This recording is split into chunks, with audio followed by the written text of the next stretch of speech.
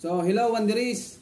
Nandito na naman si Wander Stone, mangungulit sa inyo. At ang aking i-share sa inyo, Wanderis, ay kung paano uriin o kilatisin ang isang alahas kung ito ay tunay na ginto. Sa madaling salita, Wanderis, ituturo ko sa inyo sa pagkakataong ito kung tunay ba na ginto o hindi ang isang alahas.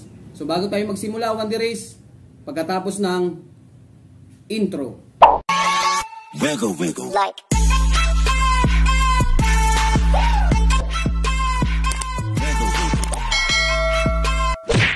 So, alam nyo ba, Wanderis, na maraming napepeke pagdating sa alahas? Dahil ako bilang alahero, bilang may pwesto sa palengke, ang trabaho ko'y gumagawa ng mga sirang relo at namimili ng mga alahas. Marami na akong na-encounter, marami na nagsabi sa akin na ilang beses na silang napeke nang binili nilang alahas, Wanderis. So sa paanong paraan kasi tumitingin ang isang tao pag sinabing usaping alahas? Kasi Wanderis, maraming mga tao tumitingin sila sa kinang ng isang alahas, sa kulay ng isang alahas, at pag kami sinasabi pa nila sa akin, meron namang tatak. May nakalagay na 21K, may nakalagay na 18K, meron nga nakalagay na 14K, may nakalagay na 22K, at may nakalagay na 24K. Tapos ang ganda ng kulay.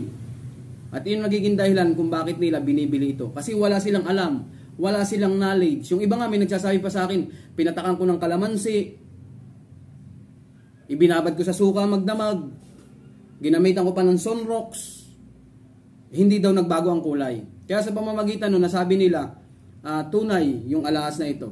So Wanderis, huwag tayong titingin sa mga tatak, sa mga kulay, o ginamitan natin ito ng kalamansi, ginamitan ng magdamag na suka. Mapepeke ka, Wanderis, kapag ugali mo lagi yan. So ngayon, sa pagkakataong ito, Wanderis, ituturo ko sa inyo at ipapakita ko sa inyo kung paano ang pagkilatis sa genuine o tunay na ginto.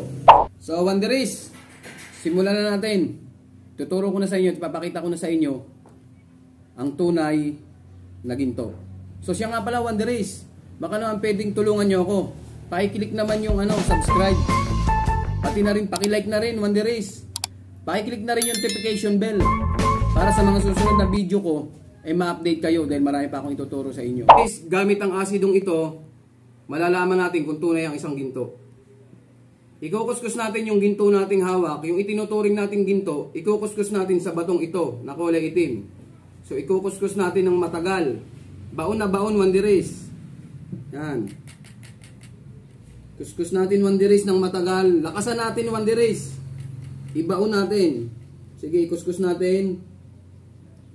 Ayan. Kinuskus natin, Wanderis, ya.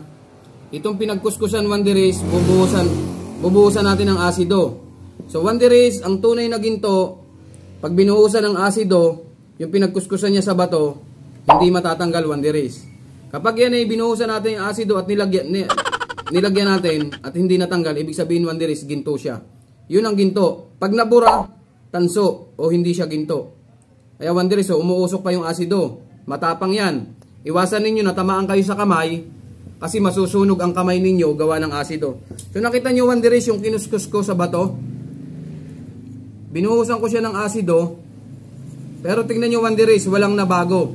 Hindi nabura, hindi nasunog, hindi natanggal.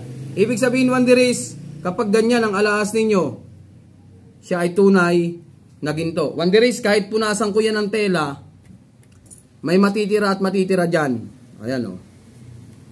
Wanderis, nakita nyo, pinunasan ko na. Nakita nyo, Wanderis, pinunasan ko na.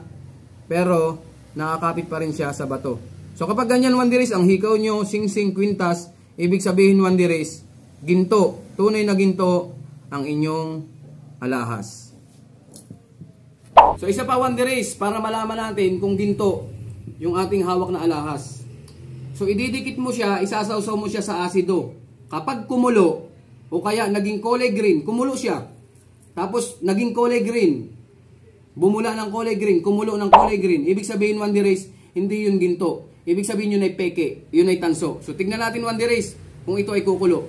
Wanderis, sasawsaw ko ha.